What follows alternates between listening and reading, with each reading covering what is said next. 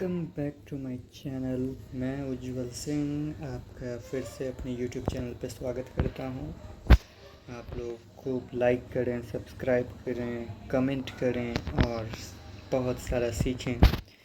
जैसा कि आपको पहले से पता है कि पहले 2 वीडियोस आ चुके हैं। Science chapter 1 chemical equations and reactions के पार्ट 1 और पार्ट 2 आ चुके हैं। आज ये पार्ट 3 है जिसमें हम लोग पढ़ने वाले हैं डबल डिस्प्लेसमेंट रिएक्शन और भी आगे के कुछ टॉपिक पढ़ेंगे। आज हमारा ये पार्ट चैप्टर 1 का लास्ट टॉपिक होगा, लास्ट पार्ट होगा और कल से हम चैप्टर 2 स्टार्ट करेंगे। ठीक है, तो आइए देखते हैं अब double displacement reactions. Double displacement reaction से पहले हमें कुछ समझना होगा, यानी कि हमें समझना होगा पहले प्रेसिपिटेशन रिएक्शन के बारे में। जब तक हम इसको नहीं समझेंगे तब तक हमें डबल डिस्प्लेसमेंट रिएक्शन अच्छे से समझ में नहीं आएगा। पहले हमें डबल डिस्प्लेसमेंट रिएक्शन समझने के लिए क्या समझना पड़ेगा? प्रेसिपिटेशन रिएक्शन को समझना पड़ेगा। ठीक है, तो यहाँ एक छोटा सा एक्टिविटी दिया है। इसमें क्या किया है, 3 ml सोडियम सल्फेट लिया है, किसमें? टेस्ट ट्यूब में। और एक दूसरा टेस्ट ट्यूब लिया है जिसमें सेम क्वांटिटी में बेरियम क्लोराइड का सॉल्यूशन लिया है। दोनों को मिक्स किया है और दोनों को मिक्स करने के बाद क्या हमारा आ रहा है सॉल्यूशन, वो हम यहाँ देखते हैं। तो हम यहाँ देखेंगे एक वाइट कलर का जो सब्सटेंस है, एक वाइट सब्सटेंस, उजला कलर का पदार्थ जो है वो which is insoluble in water is formed, जो कि पानी में सॉल्यूबल नहीं है, यानी कि पानी में घुलनशील नहीं है, यानी कि पानी में नहीं मिल सकता है, वो बनता है। This insoluble substance formed is known as precipitate. तो यही जो इनसॉल्यूबल, जो सब्सटेंस घुला नहीं है, उसमें घुल के मिला नहीं है, और जो वाइट कलर का सब्सटेंस हमें प्राप्त हुआ है, मिला है, उसको हम क्या कहेंगे? प्रेसिपिटेट कहेंगे। Any reaction that produce a precipitate can be called as a precipitation reaction. यानी कि कोई भी रिएक्शन जिसमें कुछ अवशेष नीचे बच जाता है तो उसको इंग्लिश में हम प्रेसिपिटेट कहते हैं, और उस पूरे प्रोसेस को हम क्या कहेंगे? प्रेसिपिटेशन रिएक्शन बोलेंगे। मुझे ऐसा पूरा भरोसा है कि आपको अच्छे से समझ में आ रहा होगा। अब यहाँ एक एग्जांपल देखते हैं। Na2SO4 सोडियम सल्फेट, ये कैसा है? एक्वस है। ऊपर बताए थे वो क्या था? एक्वस यानी कि लिक्विड था 3 ml का। ये बेरियम क्लोराइड है, ये भी किस फॉर्म में है? एक्वस फॉर्म में है। और हमारा प्रोडक्ट यानी कि BaSO4, ये क्या होगा? सॉलिड होगा, बेरियम सल्फेट बनेगा। और NaCl सोडियम क्लोराइड, यानी कि जो नीचे वाइट कलर का जो प्रेसिपिटेट बना था वो क्या था? NaCl था, यानी कि नॉर्मल बोलचाल की भाषा में हम क्या कहेंगे? नमक। क्या कहेंगे? नमक। और इंग्लिश में क्या कहेंगे? सॉल्ट। क्या कहेंगे? सॉल्ट कहेंगे। ठीक है, तो वाइट कलर का जो प्रेसिपिटेट था वो क्या था? सॉल्ट था। ठीक, अब हम आगे बढ़ते हैं। तो ऐसा क्यों हुआ? The white precipitate of BaSO4 is formed by the reaction SO4 and Ba2+। तो यहाँ हम पढ़ेंगे वैलेंस, इलेक्ट्रॉन वैलेंसी, ये सब हम पढ़ेंगे आगे चल के। मेन इसको पढ़ना है 11th-12th क्लास में, लेकिन मैं थोड़ा बहुत बता दूंगा आपको। तो SO4 पे होता है वो 2- होता है, Ba पे होता है 2+ होता है। दोनों क्या हो जाते हैं? बैलेंस हो जाते हैं एक दूसरे से, इसीलिए BaSO4 बनता है। यानी कि प्लस और माइनस क्या करते हैं? एक दूसरे को अट्रैक्ट कर लेते हैं और बॉन्ड बना लेते हैं। The other product formed is sodium chloride which remains in the solution. तो सोडियम क्लोराइड मैंने क्या बताया, जल्दी से कमेंट करके आप लोग बताएं। वीडियो को पॉज करें और कमेंट करें पहले, फिर आगे देखेंगे आप लोग, ठीक है। तो such reactions in which there is an exchange of ions between the reactants are called double displacement reactions. तो आयंस टू टाइप्स के होते हैं। कितने टाइप्स के होते हैं? Two types. पहला होता है अनायन, इस पे होता है माइनस चार्ज। दूसरा होता है कटायन, इस पे होता है प्लस चार्ज, ठीक है। तो बेरियम पे क्या था? 2+, तो ये कटायन था। और SO4 सल्फेट, तो इस पे क्या था? अनायन। कितना था? 2-। तो ये क्या हो गया? एक दूसरे से बॉन्ड बना लिया। जब भी हम देखेंगे तो क्या दिखेगा हमें? एक प्लस एक माइनस, यही चार्ज होता है।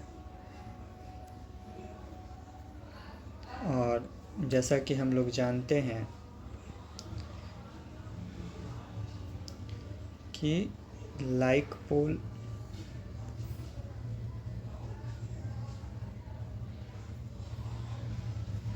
और अनलाइक पोल, ठीक है। एक सेकेंड आप लोग रुक जाइए।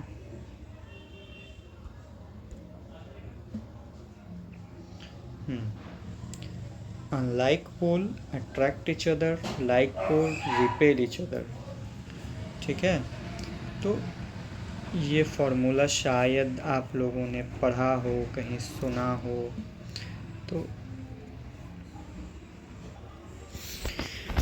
तो आपने सुना था कि unlike pole attract each other, like pole repel each other. जैसे कि दो मैग्नेट हम लेते हैं, ठीक है।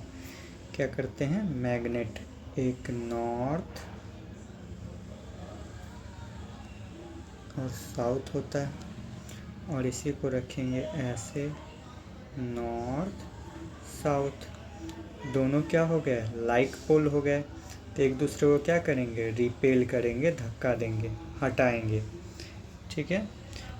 और एक ऐसे ही सेम ले लेते हैं, नॉर्थ साउथ, फिर इसको साउथ नॉर्थ, ठीक है। तो एक दूसरे से क्या करेंगे? अट्रैक्ट करेंगे, एक दूसरे के पास आएंगे, अट्रैक्ट करेंगे।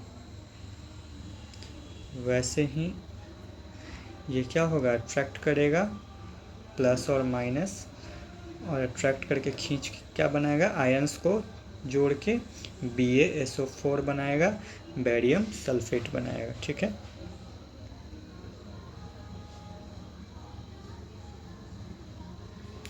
और एक तो ये प्रोडक्ट हमारा बना बेरियम सल्फेट, और दूसरा प्रोडक्ट क्या बचा हमारा? Sodium chloride. यानी कि दो प्रोडक्ट हमारे पास मिले। तो ऐसे रिएक्शंस को हम क्या कहेंगे? ये such reactions in which there is an exchange of ions between the reactants are called double displacement reactions. यानी कि जब आयंस का एक दूसरे में एक्सचेंज होके, रिएक्टेंट्स के बीच में आपस में एक्सचेंज होके क्या होगा? नए नए प्रोडक्ट्स बनेंगे। इसको हम क्या कहेंगे? डबल डिस्प्लेसमेंट रिएक्शंस कहेंगे, ठीक है। जहाँ जहाँ मैं थोड़ा सा रुक रहा हूँ वहाँ पे आप लोगों को कमेंट करना है कि मैं आपसे क्या पूछना चाह रहा हूँ। मैंने जो क्वेश्चन किया है आप वहाँ पे रुक के कमेंट करके उसका आंसर देंगे, फिर आगे वीडियो को स्टार्ट करके देखेंगे, ठीक है। उम्मीद है आपको समझ में आ गया होगा, ठीक है। अगर नहीं है तो एक लास्ट बार मैं और समझा दूँ। यहाँ है SO4, इस पे क्या था? 2-।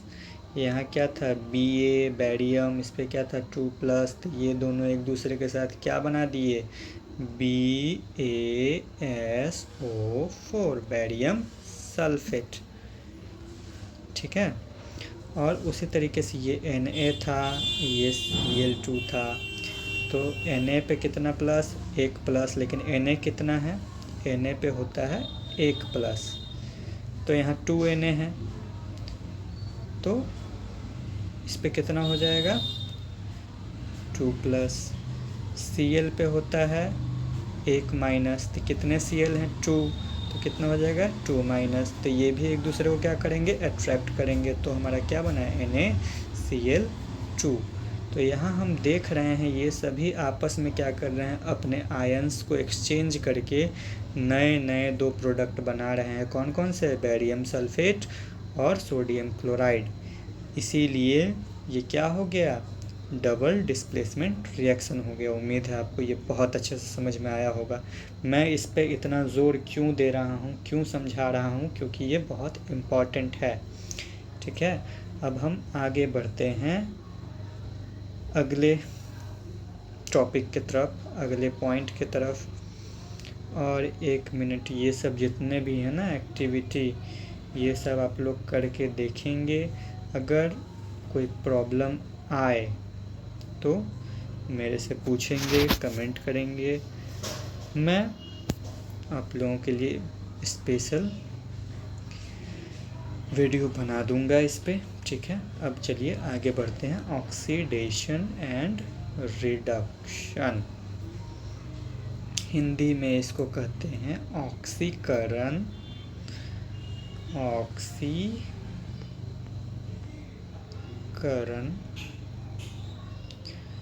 और अवकरण।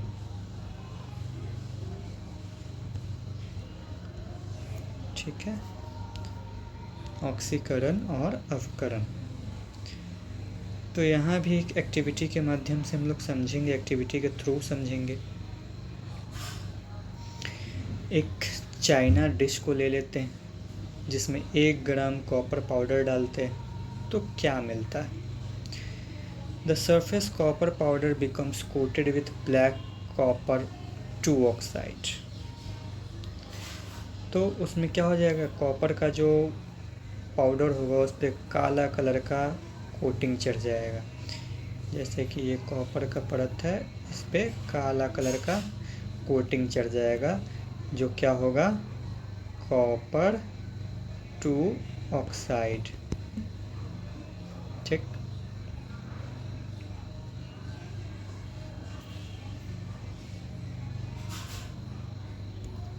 यहाँ हम और देखते हैं। ऐसा क्यों हुआ, ब्लैक ही क्यों हुआ, ब्लैक सब्सटेंस ही क्यों बना। This is because oxygen is added to copper and copper oxide is form. तो हम यहाँ देखते हैं ऐसा इसलिए हुआ क्योंकि कॉपर रिएक्शन किया किसके साथ, ऑक्सीजन के साथ, और कॉपर ऑक्साइड बना। ठीक है, Cu copper, O2 oxygen, heat दिए तो क्या बना, CuO copper oxide. If hydrogen gas is passed over this heat material, the black coating of the surface turns brown as the reverse reaction take place and copper is obtained। अगर हम hydrogen gas को उस heated material यानी कि गर्म जो material हमारा बना था CuO का, उसके ऊपर से पास कराते हैं, तो वो जो कोटिंग है ब्लैक कलर का वो फिर से ब्राउन हो जाएगा, रिएक्शन रिवर्स हो जाएगा और हमारा कॉपर वापस से हमें मिल जाएगा। ठीक है, अब इसको आइए इक्वेशन के थ्रू देखते हैं। CuO हमारा क्या था, कॉपर ऑक्साइड था। H2 यानी कि हाइड्रोजन गैस, उससे पास करवाया हीट के प्रेजेंस में, तो हमारा कॉपर क्या हो गया, निकल गया, और H2O यानी कि पानी हमारा अलग हो गया उससे।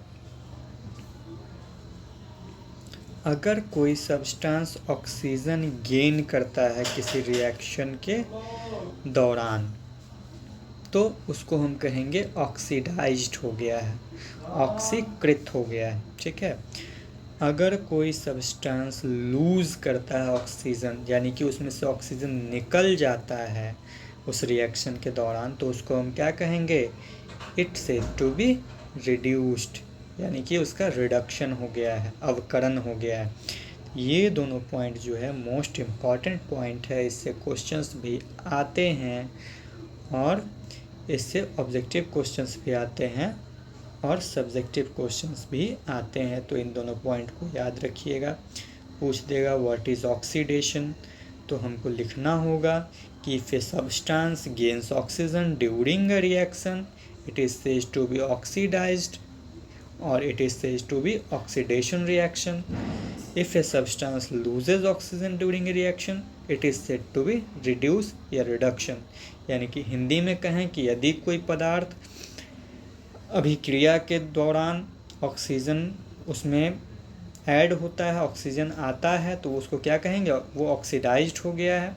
यानी कि लोहे का जंग लगना एक कैसा रिएक्शन है? ऑक्सीडेशन रिएक्शन है।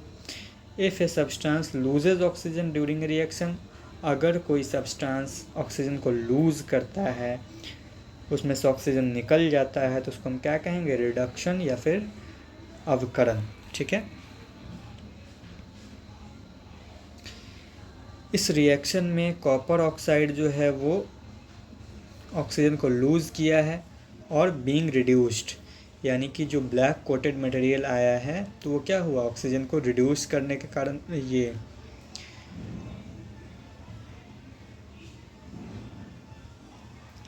तो ब्लैक कोटेड मटेरियल जो आया है वो क्या हुआ? रिड्यूस करने के कारण हुआ है। और जब हाइड्रोजन गैस को हम गेन किए हैं तो वो क्या किया? ऑक्सीजन को बढ़ाया है और वो ऑक्सीडाइज्ड हो गया है। इन दूसरे शब्दों में हम कहें, one reactant gets oxidised while other gets reduced. अगर हम ऐसा कहेंगे कि रिएक्टेंट्स को हम ऑक्सीडाइज्ड करेंगे तो दूसरा क्या हो जाएगा? खुद पे खुद रिड्यूस्ड हो जाएगा। During a reaction such reactions are called oxidation, reduction reaction और रिडॉक्स रिएक्शन। ये रिडॉक्स रिएक्शन या फिर ऑक्सीडेशन रिडक्शन रिएक्शंस दोनों क्या हैं? सेम ही हैं, अलग अलग नहीं हैं। तो हम समझेंगे Cu में H2 गैस यानी कि हाइड्रोजन गैस हम ऐड किए तो क्या हो गया? ऑक्सीडेशन, यानी कि ऑक्सीजन गेन हुआ है इसमें। और Cu कॉपर ऑक्साइड में से Cu निकल गया। ठीक है। तो हमारा क्या हो गया? रिडक्शन हुआ है इसका। ठीक है। ऑक्सीडेशन और रिडक्शन समझ में आया। यहाँ कुछ और एग्जाम्पल है। ZnO प्लस C, तो क्या बना? Zn प्लस CO, यानी कि जिंक प्लस कार्बन मोनोऑक्साइड। क्या बना? Carbon monoxide. तो यहाँ क्या हुआ? ये ऑक्सीजन गेन किया तो क्या हो गया? ऑक्सीडेशन। और यहाँ क्या हो गया? ये ऑक्सीजन लूज हुआ यहाँ, तो क्या हो जाएगा? रिडक्शन। यानी कि ऑक्सीजन जब निकल जाएगा तो क्या हो जाएगा? रिडक्शन। ऑक्सीजन जब प्रेजेंट रहेगा, उसके प्रेजेंस में जब रिएक्शन होगा तो वो क्या होगा? ऑक्सीडेशन। इसी तरीके से एक और एग्जांपल है, आप लोग इसको करने की कोशिश कीजिएगा, आसानी से हो जाएगा बिना किसी दिक्कत के। एक बार हम लोग रिव्यू कर लेते हैं कितने टॉपिक्स हमारे बचे हैं। तो हमारे पास एक लास्ट टॉपिक बचा है ऑक्सीडेशन और रिएक्शन का एवरीडे लाइफ में, जिसमें कोरोजन को हिंदी में कहते हैं जंग लगना। ठीक है। जंग आप लोगों ने देखा होगा, लोहे के ऑब्जेक्ट पे लग जाता है। ये मुझे बताने की ज़रूरत नहीं है, लेकिन फिर भी मैं जल्दी पढ़ा देता हूँ इसको। जैसा कि मैंने आज वादा किया है कि आज चैप्टर 1 ख़त्म होगा, यानी कि 3 पार्ट में आपका चैप्टर 1 ख़त्म। चैप्टर 1 क्या हो जाएगा, फिनिश। यानी कि अप्रॉक्सीमेटली टोटल 1.5 आवर्स में आपका चैप्टर 1 ख़त्म। तो आइए हम देखते हैं। यहाँ जो है वही बात लिखा हुआ है जो ऊपर एग्जाम्पल में दिया हुआ है, ठीक है। तो आप इसको पढ़ लेंगे अच्छे से। ये भी एक्टिविटी है, इसको आप लोग देखने की कोशिश करेंगे। तो अब हम एक लास्ट टॉपिक पढ़ने जा रहे हैं, effects of oxidation reaction in everyday life, ठीक है। कोरोजन, जंग लगना, तो ये हम लोग सभी लोग जानते हैं कि आयरन को हम लोग शाइनी न्यू पेंट के साथ क्यों कोट किया जाता है। अगर नहीं करेंगे तो वो क्या हो जाएगा, खुले हवा में ऑक्सीजन के प्रेजेंस में क्या हो जाएगा, ऑक्सीजन के प्रेजेंस में उसमें क्या लग जाएगा, जंग लग जाएगा। और जब जंग लगेगा तो उसका कैसा कलर आ जाएगा, ब्राउन। कैसा ब्राउन, रेडिश ब्राउन, ठीक है। कैसा कलर आएगा, रेडिश ब्राउन, ओके। तो इसी को हम कहते हैं ऑक्सीडेशन या फिर जंग लगना। इसीलिए इसको जंग से बचाने के लिए हम क्या करते हैं, black coating of silver and green coating of copper are called example of corrosion. यानी कि चांदी जब काला हो जाता है तो वो भी क्या है, एक तरह का कोरोजन है, जंग लगना ही है। और एक ग्रीन कलर का कोटिंग आ जाता है किस पे, कॉपर पे, तो ये भी एक तरह का क्या है, कोरोजन है, ठीक है। और ऐसा क्यों होता है, क्योंकि मेटल पे अटैक होता है कैसे सब्सटेंस का, जैसे कि मॉइस्चर का, एसिड का, तो ये अपना रंग बदलने लगते हैं, इन पे जंग लगने लगता है, इनका कोरोजन होने लगता है। अब कोरोजन के कारण क्या क्या नुकसान होता है, तो कोरोजन जो है वो कार के बॉडी को भी डैमेज कर सकता है, बड़े बड़े ब्रिज को भी डैमेज कर सकता है, आयरन रेलिंग को। यानी कि अभी हम देख रहे हैं कि हावड़ा ब्रिज का नाम तो सुना ही होगा आपने, हावड़ा ब्रिज कहाँ है, कमेंट में बताएं जल्दी जल्दी। तो उसकी कंडीशन जो है दिन पर दिन ख़राब होते जा रही है। क्या हो रही है, ख़राब। क्यों भाई, तो लोग क्या करते हैं, गुटखा खा खा के थूकते हैं। कहाँ थूकते हैं, ब्रिज पे। तो जैसा कि गुटखा जो होता है हमारे सलाइजा के साथ मिलके क्या होता है, एसिडिक होता है। कैसा होता है, एसिडिक। और जब एसिड का अटैक होगा किसी सब्सटेंस पे तो उसका क्या होगा, कोरोजन। और उसकी बॉडी क्या होगी, डैमेज। और जब बॉडी डैमेज होगा तो वो ब्रिज क्या हो जाएगा, कमज़ोर। और जब बॉडी कमज़ोर होगा तो एक बहुत जल्दी ही वो क्या हो जाएगा, ब्रिज टूट जाएगा और हमारी विरासत, धरोहर सब क्या हो जाएगी, बर्बाद हो जाएगी। तो हमें इन सभी चीज़ों का ध्यान रखना चाहिए कि हम किसी भी मेटल वाले चीज़ पे एसिड अटैक ना करें, क्योंकि हमारा सलाइवा जो होता है ना और जो गुटखा होता है वो दोनों मिल के कैसा काम करता है, एसिड की तरह काम करता है। और जैसा कि देखते हैं गुटखा खाने वाले लोगों का ये गाल के साइड का हिस्सा क्या हो जाता है, ऐसे ऐसे फोड़े हो जाते हैं उसमें, तो वो नुकसान करता है। हर साल एक बड़ा amount of money spend to replace damage iron, बहुत बड़ा अमाउंट खर्च होता है लोहे के चीज़ों को रिप्लेस करने में। क्योंकि वो कोरोजन से ख़राब हो जाते हैं। और इसको बचाने के लिए हम थोड़ा बहुत ये कर सकते हैं कि इस पर पेंट करके इसको हम ऑक्सीजन के संपर्क से क्या करते हैं,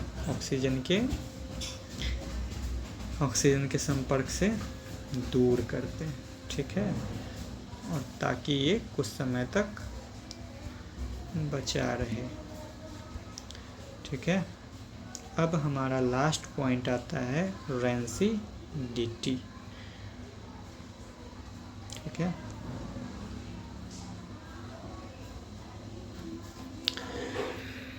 तो आपने कभी स्मेल किया है, सूंघा है फैट या फिर ऑयल कंटेनिंग फूड मटेरियल्स? अच्छा, एक बात बताइए, मछली तेल वाली होती है, इसको हम लंबे समय तक छोड़ देंगे बाहर, तो उसमें क्या आएगा, स्मेल आएगा बहुत गंदा सा, और उसका टेस्ट भी चेंज हो जाएगा। Usually substance which prevent oxidation and antioxidants are added to food containing fats and oil. तो ऑक्सीडेशन से बचाने के लिए एंटीऑक्सीडेंट्स क्या होंगे, फूड पे आ जाएंगे, ठीक है। Keeping food in air tight containers helps to slow down oxidation. इसीलिए हम देखते हैं कि अक्सर कुछ चीज़ें जो होती हैं जिसमें ऑयल कंज्यूम होता है, यानी तो उनको हम क्या करते हैं, एयर टाइट कंटेनर में रखते हैं, ताकि ऑक्सीडेशन क्या हो, बहुत धीरे, प्रोसेस धीरे हो जाए। Chips manufacturers flush bag of chips which gas such as nitrogen to prevent the chips from getting oxidized। Chips को ऑक्सीडाइज्ड होने से बचाने के लिए उसमें कंपनी क्या करती है, नाइट्रोजन गैस को डालती है, ताकि ऑक्सीडेशन का जो प्रोसेस हो वो धीरे हो जाए, ठीक है। ये भी एक इम्पॉर्टेंट क्वेश्चन बनता है जो ऑब्जेक्टिव में पूछा जाता है और पूछा भी गया है, ठीक है। तो इसी के साथ अब क्वेश्चंस आते हैं और चैप्टर हमारा फाइनली हो गया है फिनिश।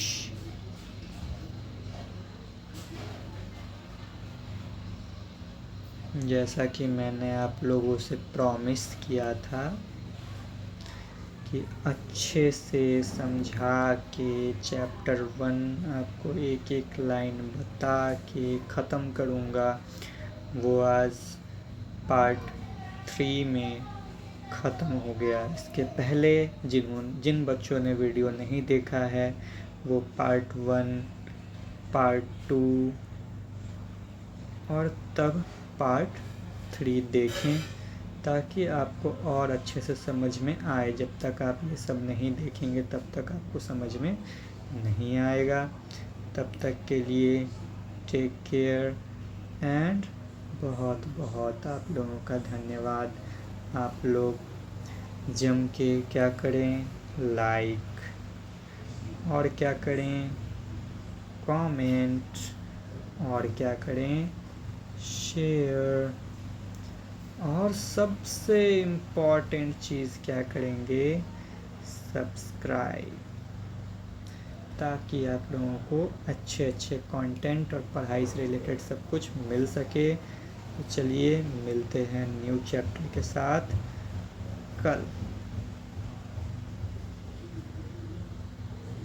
और आप लोगों से रिक्वेस्ट है, जल्दी जल्दी सब्सक्राइबर्स को फुल कीजिए, सब्सक्राइबर 1000 तक पहुंचाइए, ताकि जल्दी से मैं आप लोगों को लाइव आकर भी पढ़ा सकूं यूट्यूब पे।